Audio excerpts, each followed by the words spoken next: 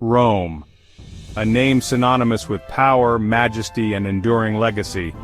The Roman Forum, once a hub of political life, stands as a testament to the city's former glory. The Senate witnessed the rise and fall of emperors. The Colosseum echoed with the roar of gladiators and cheers of thousands. Yet beneath the grandeur, Rome harbored power struggles and betrayals. The vast Roman Empire was not immune to ambition and fate. Its history is filled with tales of toppled emperors and banished senators. Exile became a tool to silence opposition and consolidate power. From Capri to Thomas, the stories of exiles paint a vivid picture. These individuals, once central to society, found themselves cast out. Their stories remind us that power is fickle and fortune can turn in an instant. Exile in ancient Rome was a multifaceted punishment, carrying with it a complex web of legal, social, and psychological implications.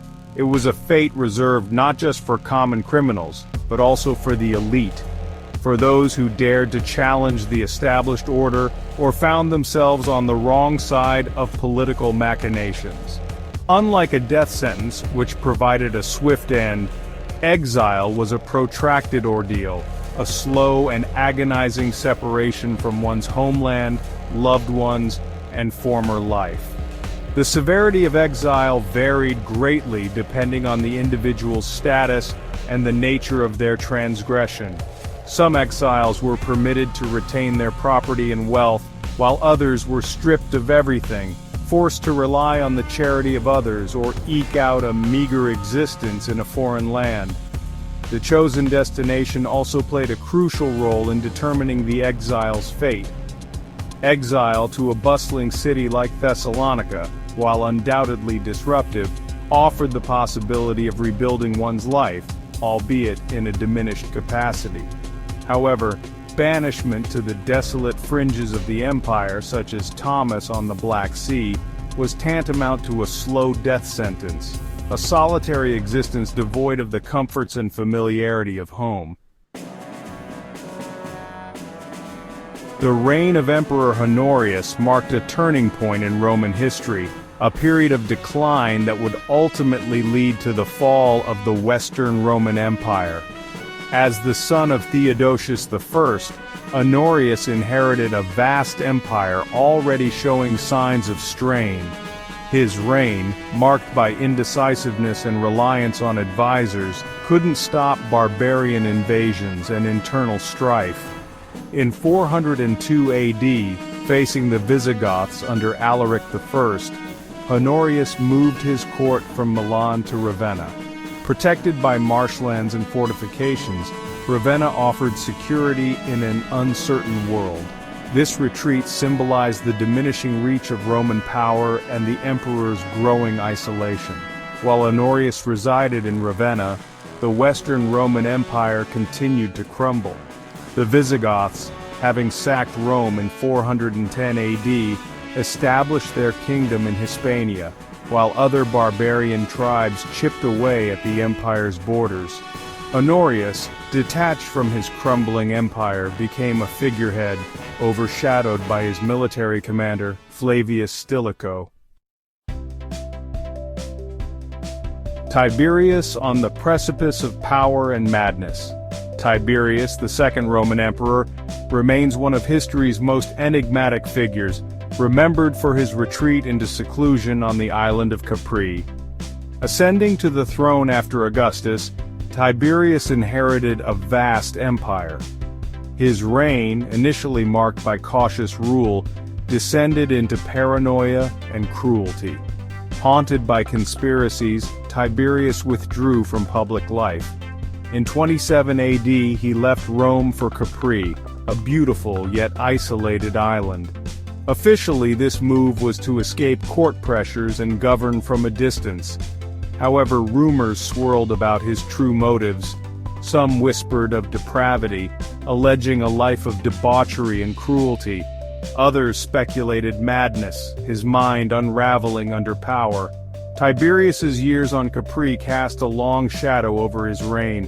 His absence created a power vacuum, allowing Sejanus to consolidate power. Isolated and detached, Tiberius became a distant and feared figure.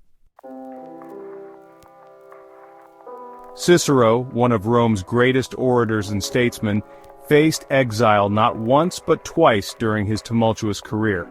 His first exile, in 58 BC, was a result of his staunch opposition to the populist politician Clodius. Banished to Thessalonica, Cicero was cut off from the political life he so dearly loved. Yet, this period of forced seclusion became a time of profound literary output. It was during this exile that Cicero penned some of his most enduring works, including heartfelt letters to his friends and philosophical treatises.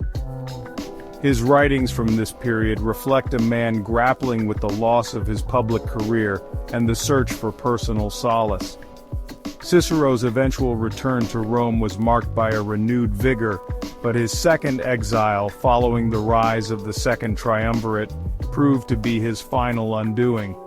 Even in death, Cicero's legacy endured through his prolific writings, which continued to influence generations of thinkers and statesmen. Exile in the Roman Empire was not always a matter of political maneuvering or personal vendettas. For some, it meant being cast out to the very edges of the known world. These remote and often harsh locations served as the final destinations for those who had fallen out of favor with the powers that be. From the windswept shores of the Black Sea to the arid deserts of North Africa, exiles found themselves in places that were as alien as they were inhospitable. The poet Ovid, banished to the distant town of Tomis on the Black Sea, lamented the harsh conditions and the cultural isolation he faced. His poetry from exile, filled with longing and despair, provides a poignant glimpse into the emotional toll of being cut off from one's homeland. For many, exile was a fate worse than death, a living testament to the power and reach of the Roman state. As we walk through the ruins of Rome today, the stories of those who were exiled echo through the ancient stones. The Forum, once the heart of political life, now stands as a silent witness to the dramas that unfolded within its walls. The Palatine Hill, with its majestic ruins, reminds us of the emperors who once ruled with absolute power, only to be brought low by the forces of exile. These remnants of a bygone era serve as a powerful reminder of the fragility of power and the enduring human spirit. The tales of exile, from Tiberius on Capri to Cicero in Thessalonica, continue to resonate, offering us lessons in resilience, adaptation, and the quest for meaning in the face of adversity. In the end, the ruins of Rome are more than just stones and mortar. They are the echoes of lives lived, of struggles endured, and of legacies that continue to shape our world. Join us in preserving these stories and ensuring that the lessons of the past continue to inspire future generations. Subscribe to our channel, visit your local historical sites, support preservation efforts, and keep the echoes of history alive.